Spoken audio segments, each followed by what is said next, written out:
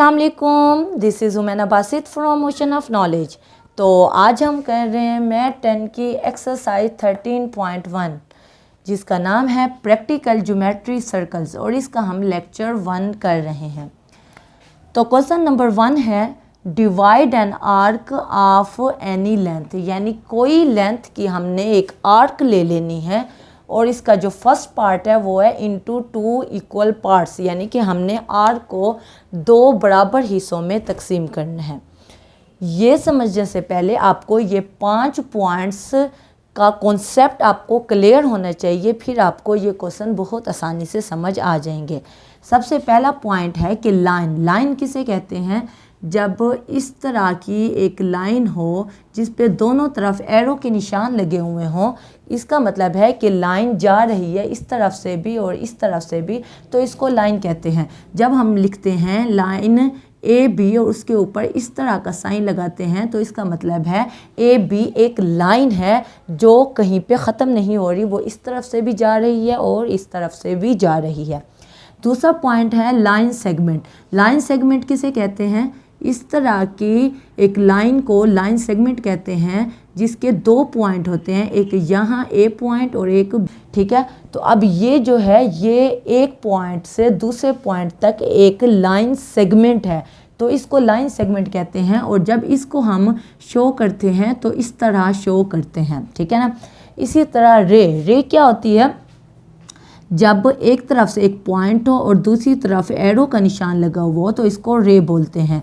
और आपने देखा होगा कि अक्सर जब हम एंगल बनाते हैं तो एक इस तरह हम 2 रे बनाते हैं, क्योंकि यहाँ से वो स्टार्ट हो रहे होते हैं, पॉइंट से स्टार्ट होते हैं और रे की तरह एक सिमत में जा रहे होते हैं और वो एरो का निशान हम ये शो करते हैं कि ये जा रहे हैं, इनकी कोई हद नहीं है, ये जाते ही जा रहे हैं और यहाँ पे एंगल बनता है। और इसको हम इस तरह शो करते हैं जब हमने रो शो करना हो। उसके बाद आर्क क्या होती है? जो सर्कल है, जो एक सर्कल है उसका यहाँ से लेके यहाँ तक, यानी कोई भी कर्व या यहाँ से लेके यहाँ तक, उसको आर्क कहते हैं। और इसको जब शो करते हैं, मिसाल के तौर पे ए बी, यहाँ पे ए है और यहाँ पे बी है, तो इसके ऊपर इस तरह का साइन लगाते हैं।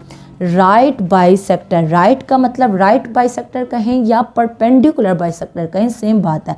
राइट का मतलब है 90 डिग्री यानी कि परपेंडिकुलर, और बाई का मतलब है 2 और सेक्टर का मतलब है बराबर हिस्सों में तकसीम करते हैं, 2 बराबर पार्ट्स में डिवाइड करती है राइट बाइसेक्टर।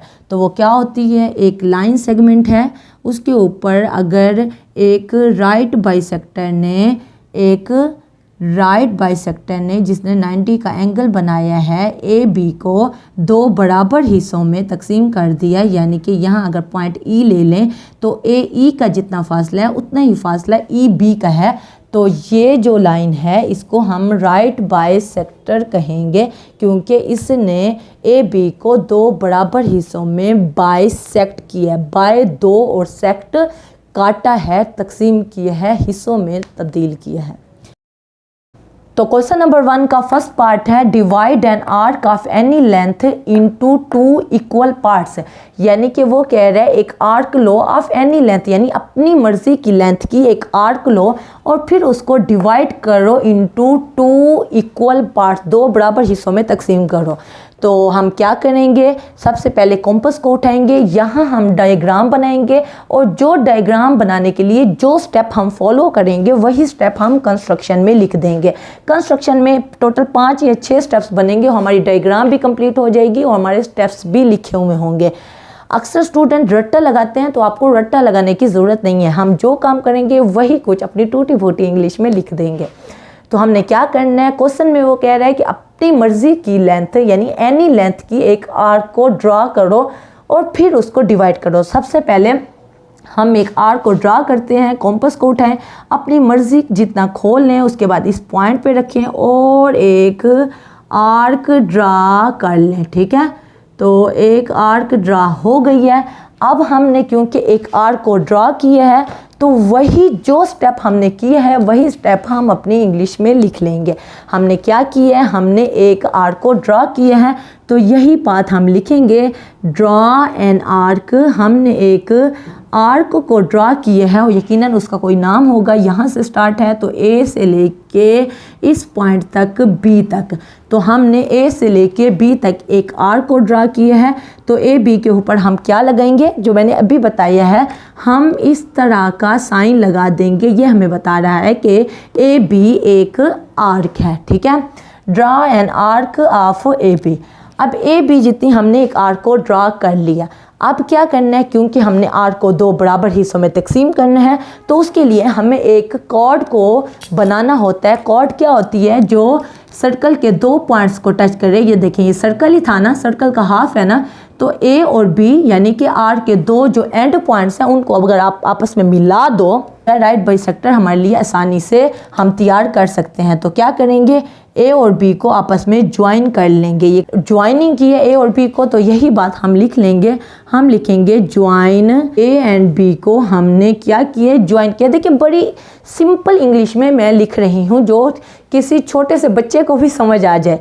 अब उसके बाद एक राइट बाइसेक्टर लेना है, और अब देखें ए और बी का हम राइट बाइसेक्टर ले रहे हैं, तो इसको हाफ से थोड़ा सा ज़्यादा खोल लेंगे इस कॉम्पस को, और हम एक पॉइंट पे, एक एंड पॉइंट पे रखेंगे और एक आर्क ड्रा कर लेंगे। अब इसी तरह इस एंड पे रख के एक दूसरी आर्क भी ड्रा कर ली। अब यहाँ दूसरे एंड पे रखेंगे और एक आर्क ड्रा करेंगे, यहाँ पे इसी दूसरे एंड पे रखेंगे और एक आर्क ड्रा कर लेंगे। अब ये हमने काम क्यों किया, ये हमने राइट बाय सेक्टर को ड्रा करने के लिए काम किया है। अब हम क्या करेंगे, इनको आपस में मिला देंगे, एक लाइन बनाएंगे जिसने इन दो पॉइंट्स को गुजर के जा रही है। ये देखें, ये मैंने एक लाइन को ड्रा किया। लाइन के लिए दोनों तरफ मैं एरो के निशान लगा देती हूँ। अब इस जो लाइन को हमने ड्रा किया है, इसको हम यकीनन कोई नाम भी देंगे। तो हम क्या नाम देते हैं, देखें ए और बी तो हम नाम दे चुके हैं, तो इस पॉइंट को सी कह देते हैं, ये जो लाइन है, और यहाँ पे डी कह देते हैं। अब जो काम हमने किया है वही काम हम लिख देंगे। हमने क्या किया है, हमने एक परपेंडिकुलर बाइसेक्टर को ड्रा किया है, तो लिख देते हैं ड्रा परपेंडिकुलर, इसको परपेंडिकुलर बोलते हैं, परपेंडिकुलर बाइसेक्टर। तो परपेंडिकुलर बाइसेक्टर क्या है, वो सी डी है। तो सी डी एक लाइन है, तो उसके ऊपर लाइन का मैंने निशान लगा दिया है। परपेंडिकुलर बाइसेक्टर सी डी वो किस पर परपेंडिकुलर बाइसेक्टर है, वो लाइन सेगमेंट ए बी पर परपेंडिकुलर बाइसेक्टर है। तो ऑन ए बी जो लाइन सेगमेंट है उसका मैंने लाइन सेगमेंट का निशान लगा दिया है। अब उसके बाद जो फोर्थ स्टेप है वो ये है, इस राइट बाइसेक्टर ने आर्क को इस पॉइंट पे कट किया, तो इस पॉइंट का यकीनन कोई नाम होगा, तो इसको हम ई कह देते हैं। तो जो हमने काम किया है वही चीज़ हम लिख देंगे कि सी डी जो लाइन है उसने कट किया है किसको, आर्क ए बी को, जो आर्क ए बी है उसको कट किया है एट पॉइंट ई पर उसने कट किया है। तो फिफ्थ जो पॉइंट है, जो आखिरी पॉइंट है, वो हमने प्रूव कर दिया है कि ए से लेके ई तक का जो फासला है वो ई से लेके बी तक है। क्यों, क्योंकि ये राइट बाइसेक्टर है। राइट बाइसेक्टर यानी कि दो बराबर हिस्सों में बाइसेक्ट, दो बराबर हिस्सों में तकसीम किया है उसने। इसका मतलब है ए से लेके ई तक का जो फासला होगा वही फासला ई से लेके बी तक है। तो यही बात हम लिख लेंगे कि आर्क ए ई का जो फासला है वो बराबर है आर्क ई बी के। तो बस ये हमने प्रूव कर लिया है। क्वेश्चन नंबर 1 का फर्स्ट पार्ट आपका हो गया है। सेकंड पार्ट भी बिल्कुल ऐसे ही है। क्या करेंगे, अब देखिए हमारे पास दो आर्क बन गई। पहले एक आर्क थी ए से लेके बी तक, फिर हमने इसको डिवाइड किया, इसको बाइसेक्ट किया इस बाइसेक्टर की मदद से, राइट बाइसेक्टर की मदद से। अब दो आर्क बन गए, एक ए से लेके ई तक और दूसरी आर्क है ई से लेके बी तक। अब ए से लेके ई तक को मज़ीद हम दो बराबर हिस्सों में तकसीम करेंगे, बाइसेक्ट करेंगे पार्ट 2 में। तो ये भी, इसको भी तकसीम कर देंगे और ई बी जो आर्क है इसको भी तकसीम कर देंगे दो बराबर हिस्सों में, तो वो 4 हिस्से बन जाएंगे। ओके, अब हम चलते हैं क्वेश्चन नंबर 1 के सेकंड पार्ट की तरफ। तो अब क्वेश्चन नंबर 1 का सेकंड पार्ट है, उसमें है इनटू 4 इक्वल पार्ट्स। अब 4 बराबर हिस्सों में तकसीम करना है, 2 हिस्सों तक जैसे तकसीम करना है, ये तो बिल्कुल वैसे ही है जैसे फर्स्ट पार्ट में मैंने किया है। अब जो 6 स्टेप है यानी इसको मज़ीद हमने तकसीम करना है, तो वही काम करना है जैसे हमने इस आर्क के साथ किया है। तो इस आर्क के साथ जो सबसे पहला स्टेप था वो क्या था, ए और बी को ज्वाइन किया है, यानी आर्क के दोनों एंड पॉइंट को ज्वाइन किया है। अब पहली आर्क क्या है, ए से लेके ई तक पहली आर्क है और ई से लेके बी तक दूसरी आर्क है, यानी आर्क के दोनों एंड पॉइंट्स को हमने ज्वाइन करना है जैसे इस आर्क के हमने दोनों एंड पॉइंट को यानी कि ए बी को ज्वाइन किया था स्ट्रेट लाइन से। तो क्या करेंगे, ए और ई को आपस में ज्वाइन कर लेंगे, क्योंकि अब हमारे पास जो आर्क है वो ए ई आर्क है। तो ये देखिए हमने ज्वाइन किया है ए को लेके ई तक, और इसी तरह ई को लेके बी तक हमने ज्वाइनिंग कर लेनी है। ये हम चीज़ लिख देंगे, हमने ज्वाइन किया है जैसे सेकंड स्टेप में हमने लिखा था वैसे ही अब हम 6 स्टेप में भी वही स्टेप लिख रहे हैं। ज्वाइन ए विद, ए को किससे ज्वाइन किया है, विद ई, ई के साथ हमने ज्वाइन किया है, एंड ई को किससे ज्वाइन किया है, एंड ई विद बी, और ई को ये क्यों किया है, जैसे ए बी को हमने ज्वाइन किया था राइट बाइसेक्टर बनाने के लिए, इसलिए इस आर्क की भी हमने दोनों एंड पॉइंट को ज्वाइन किया है ताकि हम राइट बाइसेक्टर बना सकें। राइट बाइसेक्टर हम कैसे बनाते हैं, हमें एक कॉम्पस को उठाना होता है और इसको इतना खोलना होता है, हाफ से थोड़ा सा ज़्यादा खोलना होता है। तो ए पे रखा और हमने एक आर्क ड्रा की और इस आर्क के दूसरे एंड पे रखा और एक आर्क ड्रा कर ली। अब इधर से देखें, इधर भी हम ए पे रखेंगे और एक आर्क ड्रा कर लेंगे और इधर रखेंगे और एक आर्क ड्रा कर लेंगे। अब ये काम हमने क्यों किया है, ताकि हम राइट बाइसेक्टर को ड्रा कर सकें। तो हम स्केल उठाएंगे और इन्हीं दोनों पॉइंट्स को आपस में मिला देंगे राइट बाइसेक्टर बनाने के लिए। ये देखें, ये हमने एक लाइन को ड्रा किया है जो इन दोनों पॉइंट से गुजर के जा रही है। अब जो हमने एक लाइन ड्रा की है तो उसको कोई नाम देंगे, क्योंकि डी ई तक हो चुके हैं तो इसको हम एफ कह देते हैं और इसको पॉइंट को जी कह देते हैं, और जो काम हमने किया है वही काम हम लिख लेंगे। ड्रा परपेंडिकुलर, हमने एक परपेंडिकुलर बाइसेक्टर ड्रा किया है जिसका नाम है एफ जी, जिसका नाम है एफ जी। वो एक लाइन है और उसने वो किसके ऊपर परपेंडिकुलर बाइसेक्टर है, ए ई के ऊपर परपेंडिकुलर बाइसेक्टर है ऑन ए ई। अब ए ई क्या है, ए ई एक लाइन सेगमेंट है जो कॉर्ड हमने ड्रॉ की है, ठीक है। अब इसी तरह ए स्टेप में हम क्या करेंगे, वही काम जैसे हमने यहाँ पे किया है, और हम एक राइट बाइसेक्टर को ड्रा करेंगे।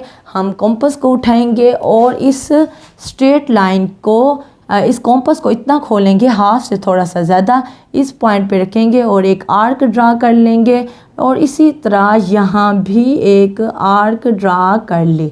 अब यहाँ दूसरे एंड पे रखेंगे और एक आर्क ड्रा करेंगे, और इसी तरह एक दूसरी आर्क यहाँ भी ड्रा कर ले। ये क्यों काम कर रहे हैं, हम राइट बाइसेक्टर ड्रा करने के लिए काम कर रहे हैं। तो अब हम इन दोनों पॉइंट्स को आपस में मिला देंगे, इसको हम कोई नाम देंगे। देखिए एफ जी तक हम नाम दे चुके थे, तो जी के बाद यहाँ एच कह देते हैं और यहाँ आई कह देते हैं। और इस पहले राइट बाइसेक्टर ने आर को इस पॉइंट पे काटा था, तो इसको भी हम कोई नाम देते हैं, तो इसको जे नाम दे देते हैं, और यही चीज़ हम लिख लेंगे। एफ जी जो लाइन है, तो लाइन का निशान लगा देते हैं। एफ डी जो लाइन है उसने कट किया है किसको, आर्क ए बी को, ए ई को, आर्क ए ई को एट जे, ठीक है। और इसी तरह जो हमने ये लाइन ड्रा की है, इसको भी, इसने भी इस आर्क को, इस पॉइंट पे आर्क को काटा है, तो जे के बाद के बोल देते हैं। Draw perpendicular on E B. तो 10वें स्टेप में आप लिख दो कि इसने कट किया है पॉइंट के पे। तो 11 स्टेप में अब हमें पता है कि ए से लेके जे तक का जो फासला है वही फासला जे से लेके ई तक है, ई से लेके के तक है और के से लेके बी तक है। तो यही चीज़ हम लिख देंगे कि आर्क ए जे बराबर है जे ई के और जे ई आर्क बराबर है ई के और ई के बराबर है के बी आर्क के, यानी कि ये चारों आर्क यानी कि ये आर्क ये आर्क ये आर्क और ये आर्क बराबर है। अगर हम सपोज करें कि आर्क जो थी वो 4 सेंटीमीटर जितनी थी, 4 सेंटीमीटर जितनी थी, तो इसको जब हमने राइट बाइसेक्टर ने हाफ किया तो 2 इधर रह गया और 2 इधर रह गया। अब इस आर्क को मज़ीद हमने कट किया तो इसका मतलब है 1 इधर रह गया, 1 इधर। इसी तरह इस 2 को भी कट किया तो 1 इधर और 1 इधर, यानी कि 4 सेंटीमीटर आर्क को पहले हमने 2 हिस्सों में तकसीम किया, 2 इधर आ गया 2 इधर, फिर उन 2 को फर्दर आगे हमने तकसीम किया तो 2 की जगह पे एक इधर एक इधर एक इधर और एक इधर। तो क्वेश्चन नंबर 1 का सेकंड पार्ट हो गया है। उम्मीद है आपको क्वेश्चन पसंद आया होगा। कोई कन्फ्यूजन हो, कोई मसला हो तो आप नीचे कमेंट में पूछना, मैं इंशाल्लाह कमेंट बॉक्स में उसका डेफिनेटली जवाब दे दूँगी। तो फिर मिलेंगे नए लेक्चर के साथ। अल्लाह हाफिज़।